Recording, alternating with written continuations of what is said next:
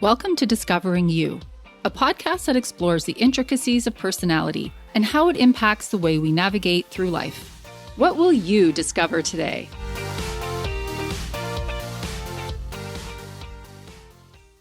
Hi, listeners. Hi, Heather. Hi there. How are you today? I am apprehensive. And what color is that? I imagine that It's is red. Yeah.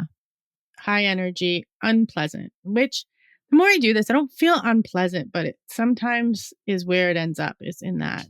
The definition is unease and worry around something that might happen. And I picked it because I don't actually feel worry about anything specific.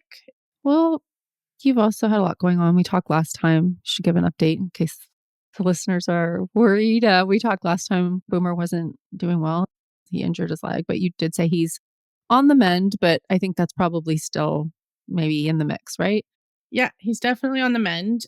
It's been a challenging couple of weeks with him, but it could be a little bit lack of sleep. You know, he slept on the floor. He's like, why am I on the floor? I haven't slept on the floor my entire life. Aw, poor guy. The first week I slept on the floor with him.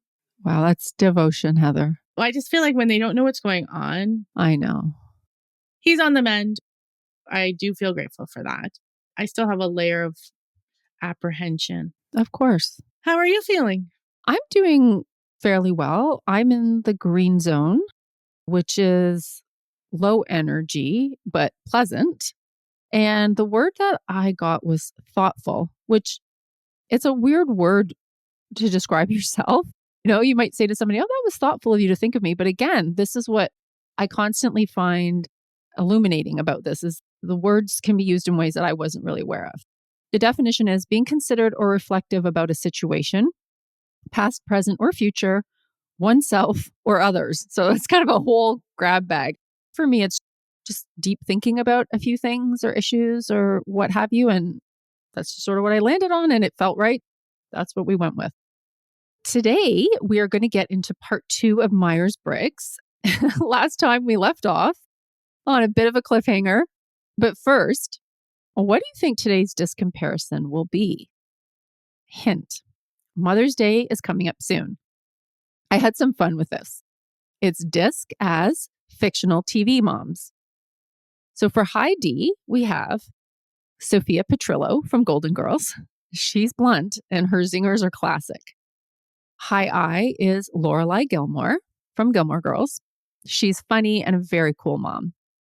High S is Tammy Taylor, Friday Night Lights.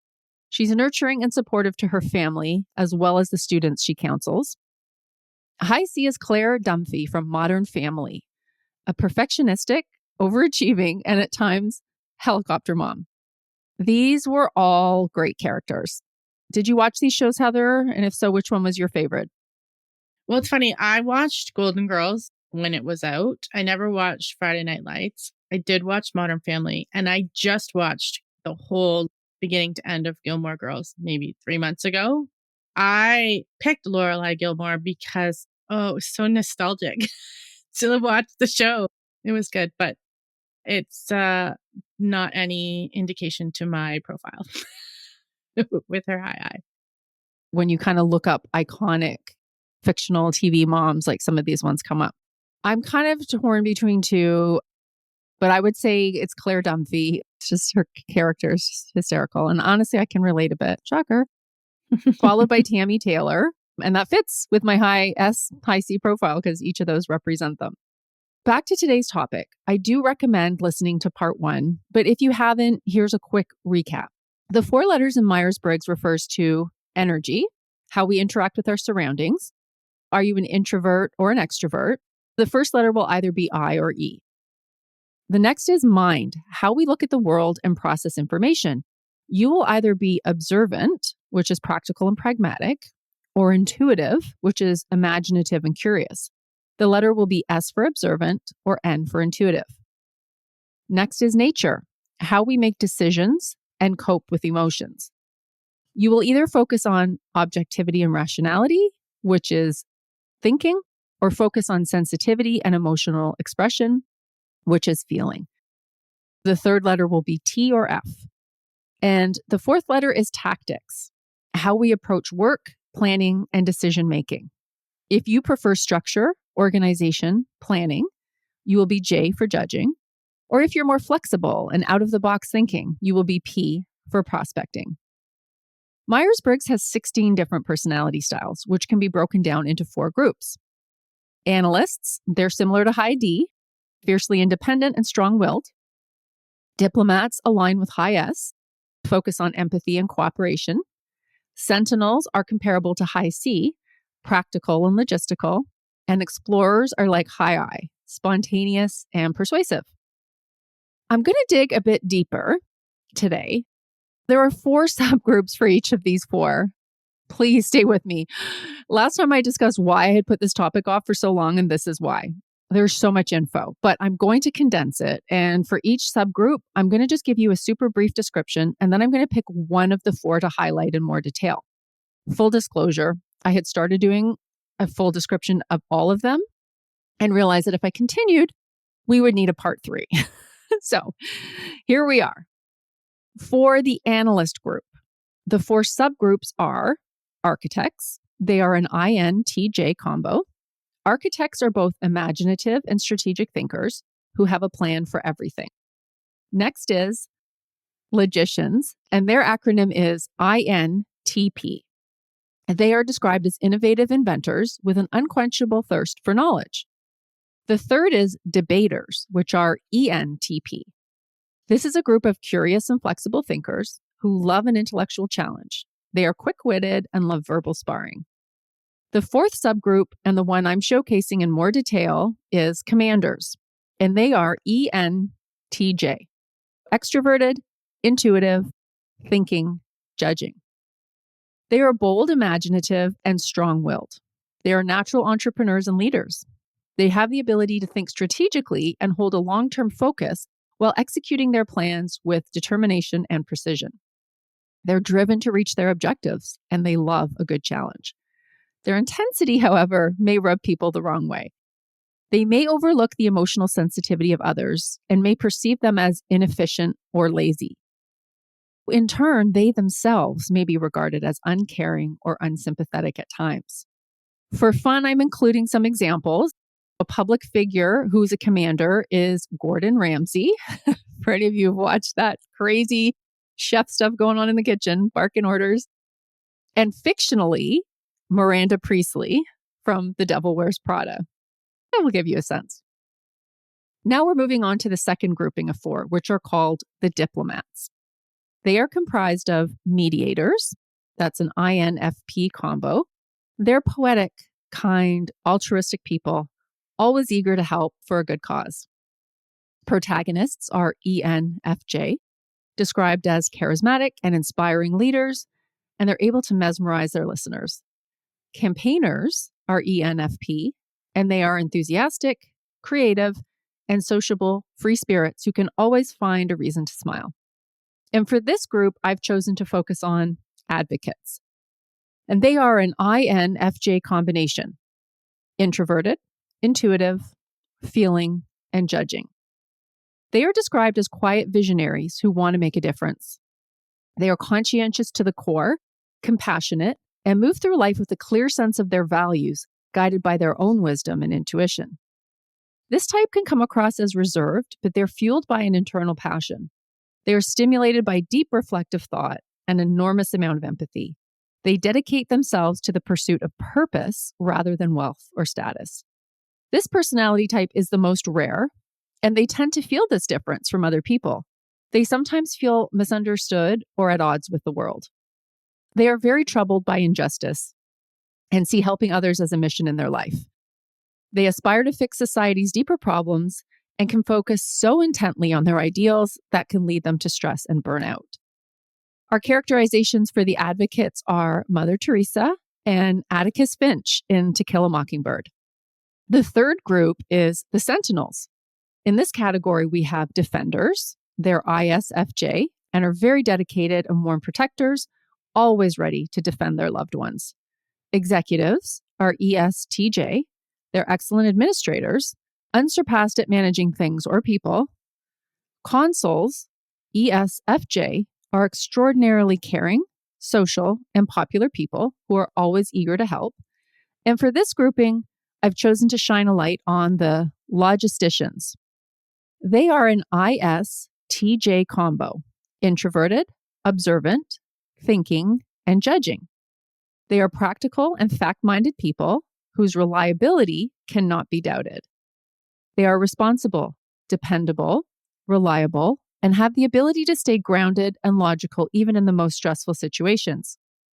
They readily own up to their own mistakes, admitting the truth even if it doesn't make them look good or if it makes others uncomfortable. They'd rather satisfy their own conscience than lie to impress someone else. They strive to meet their obligations no matter what, and are baffled when others don't hold themselves to the same standards. They can sometimes misjudge people who don't match their rigorous self-control by suspecting that they are lazy or dishonest, when in fact the other person might be coping with other challenges. This can leave the impression that they are rigid and unempathetic, but it really stems from their unwavering commitment to reliability and structure. Famous examples of this type are Angela Merkel and Hermione Granger from Harry Potter. And for the fourth and final group, we have the explorers. And this consists of virtuosos, the ISTP combo, who are innovative and practical experimenters and love to pull things apart, then put them back together, leaving them a little bit better than they were before. Adventurers are ISFP. They are flexible and charming artists, always ready to explore and experience something new. Entertainers, ESFP, who are spontaneous, energetic, and enthusiastic people. Life is never boring around them. And the one that I'm delving into from this group is the entrepreneurs. Their letters are ESTP, extroverted, observant, thinking, prospecting. They are savvy, energetic, and very perceptive people who truly enjoy living on the edge. They feel that a competitive mindset is a necessity to achieve success in life. They live in the moment and dive into the action with an open mind and outward confidence. They prefer hands-on learning rather than formal education like lectures or classes. They believe that rules are made to be broken. This can find them at odds with the instructors or corporate supervisors, but if they minimize the troublemaking, they are a force to be reckoned with. Madonna represents this type, as well as Ant-Man from the Avengers. Whew, okay. See what I mean? Got through them. I know some of those were super fast, but it's a lot of content. Now it is time for us to reveal our Myers Briggs types. Listeners, have you had a chance to come up with a guess for us? So to remind you, last time, Heather rather decisively guessed that I was an INFJ. And my guess for her, I was torn. I was torn between an INTJ and an ISTJ. Heather, you are absolutely right. I am an INFJ, which is the advocate. And Heather, can you reveal yours? Yeah, I am an ISTJ logistician. Exactly. So that was my second choice. And I don't know, I think we should talk about how we feel about these and what happened there. I was torn, if you recall. I was like, And it's funny because I said this to you and you backed me up or said it yourself. Like when we were doing some of those questions again, last time you said, I don't even know if I answered this question the same way when I did it. And then you talked about how we talk about this a lot is your unique profile of having your high D and your high C balanced out. And that some days you're having a high C day, sometimes you're having a high D day. For me, I think I was thinking about some of that. And again, I think maybe that was part of my struggle with it. Even when I took the test, sometimes I'll take them on a high D day and I'll just like fire through them. And so I was like, okay, I'm going to sit and I'm going to not have anything else going on and I'm going to pay attention. I kind of feel confident that I was present. But then when I listened to you read about the other, I was like, I can relate to that too. I could relate to both for sure. Again, we don't have to get into all the details of it, but if you and I just worked together and just had like sort of strictly work conversations, I probably would have leaned towards the other. But because you and I have these very, very deep, otherworldly conversations, I know some of these other aspects of your personality because of that, I was like, oh, but I know all this, right? I know all this. And how does that play in? But again, even to your point, you said, and I've seen this with you some days, it's like, oh, it's a high C day or it's a high D day. For the part of the logistician part that really hits for me is the responsible, dependable, reliable part of it. I don't consider myself great at anything, but I do consider myself those things. I'm reliable, trustworthy, dependable. 100%. I don't know about the ability to stay grounded, but not in a work scenario, but talking about Boomer. If he needs me to do this, this, this, and this for the next 60, 90 days, I'll just do it. There's no question to it. If it has to happen, it has to happen. And I think that's where that part of my personality comes out. For me, and I'm wondering if it resonated with you, because again, you may have noticed, listeners, that in that group of fours that I showcased, that of course I included mine and included Heather's, there was a couple of lines in there for me, Heather, for yours, where I was like, I wonder if this is resonating with Heather. Sometimes I feel like you're hard on yourself and you will say, I'm not empathetic enough. And then I think the part that comes about, your rigorous self-control and like just that thing about, well, whatever it takes with Boomer, I'm just going to do it.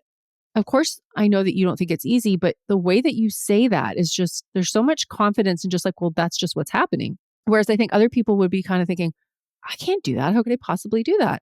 What that maybe does is it creates a barrier for you to understand people who maybe aren't equipped with that ability that you have. Like that's a superpower that you can just be like, this is it.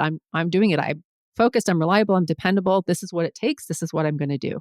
Other people might know in their head that that should be done, but just don't feel capable or able to do it. And because it's hard for them, maybe then that again creates some kind of block where you're like, I don't understand that. I don't understand why they can't. I like when it pointed out the fact that it might make you come across as if you're rigid or unempathetic, but really what that's stemming from is this unwavering commitment that you have to reliability and structure and getting it done. When you say it like that, it makes sense to me, right? Where I don't necessarily feel like I am responsible and dependable and reliable to myself. But if it's a commitment I've made to others, whether human or animal, and it weighs on me if I have to waver, that's the part that weighs on me. See, isn't that interesting though? Because then you would say that you don't think you're empathetic, but just look at that. You basically just said you're going to be putting other things, animals, people ahead of you. And we've talked about this before where I question, is it that I'm doing it for them or that I'm doing it to be structured? Fair. Even still, though, you could choose to just be like, no, I'm not doing that for them. I'm doing this for me. Right? Yeah, see, that part is really hard for me. The amount of things that are come at me sometimes in a day where it's like, I can't do this or I can't do that. And I sometimes am like, find someone else to help you, but I can't, right? Like if someone asks me a question, I need to help them. I don't feel like I need to help them in a way that you feel like you need to help people, like in a caring and supportive way. I feel like it's very different than that, but I feel like me saying no to someone, I don't know, that doesn't land well with me. And I don't know why. I probably need to unpack that more, but because of that unwavering commitment that it talks to, of just like, this is what needs to happen. This is what needs to get done. And so I guess for me, I had a little light bulb moment where it relates to you. I was like, oh, I think that's where that comes from. And it was kind of like a little bit of an explanation. I always think that's cool when you can delve into something and for get a sure. different perspective on it. But let's talk about I don't know what to say about that. How accurate, how predictable am I? Like how, I don't know, you had no hesitation. You just said mine and that was right. Well, and again, I think because we work together, but we also have lots of great, deep conversations, it just made sense to me where I didn't know the name of it. And I still, honestly, the letters all escape me. Oh, I know. It's confusing. The introverted, obvious, although I know that you identify as ambivert, but introverted in the sense of the deep conversation. We can go for lunch and sit there for 5 hours and still be like, oh, there's more to do, but we have to go. The intuitive, obviously, the feeling, your high S part just comes through in all of that. So I didn't really even think there was another option. Oh, so interesting. Yeah, I would tend to agree. What makes that even more interesting is it's the most rare kind. Not surprisingly, Mother Teresa. That's funny. Yeah, I don't know. I was looking at all the examples and like honestly, some of them people I just feel like people wouldn't recognize and there's no there's no way I'm Mother Teresa. But I don't know. I was telling Sophia that I got the result and I was the most rare type and she was like, "Of course you are." For me, the part of mine that really resonated and helped me figure out some of this stuff is the part about because you are the most rare type, you often feel at odds with other people and you have this strong sense and that conscientiousness and the whole thing about advocate, right? So many people will say to me, "Oh my gosh, you're always defending the other person." I hope I'm not doing that right out of the gates. I hope I'm listening and validating the person's feelings because I really strive to do that. And I do think I do that. But I do have this thing in me where I always want somebody to consider the other point of view. And again, I don't think I would be doing the job I'm doing if I didn't have that particular quirk. I'm pretty sure that we misunderstand each other a lot. And if we could just get to the root of what this is, maybe we wouldn't have these misconceptions about each other. So I feel like it all really ties back to that. And also I like how it talked about that sense of justice. I always think of that as my high C, but if I think something is unfair, it really wears on me. And I'm an adult. I know the world is not fair. But if I see a situation and I really feel like people are unfairly judging someone, it really bothers me. And to a point, because remember, every one of those ones, there was sort of like a plus and a negative. And mine was basically like, yeah, this kind of stuff will lead you to stress and burnout. And guilty as charged. It has done. And it's something I continue to try to balance. That perspective piece for me, though, being friends, you can bring that perspective piece where I just don't see it. And that I think comes through in my Yep. Myers Briggs. I only see mine and I judge the judgment and all that. But then when you bring it, I'm like, oh, like I can hear you say things to me when I'm like in a situation. And I was like, okay, maybe this is actually not what's going on here. I don't have that perspective piece on my own. Interesting. Yeah. Maybe that's why it's also so easy to put you in that group. Okay. Fair. Well, look at us. We're growing as people. Yes, we are. And listeners, if you want to try it for yourself, you can check it out at 16personalities.com and we will again share the link in the show notes. Thanks for joining us and thanks for listening, and we'll catch you next time. Bye. Communicate strategically. Do you ever find yourself struggling to connect with certain clients or colleagues? What if there was a way to quickly identify their personality style and apply techniques to bridge your differences? Join Victoria for an enlightening session as she shares helpful tips and tools to ensure that you're communicating successfully. If you are interested in connecting with Victoria for team building, strategic onboarding, coaching, or a speaking engagement, you can contact her at discoverwhatworks@gmail.com. This show is a Twisted Spur media production produced by our very own Heather McPherson.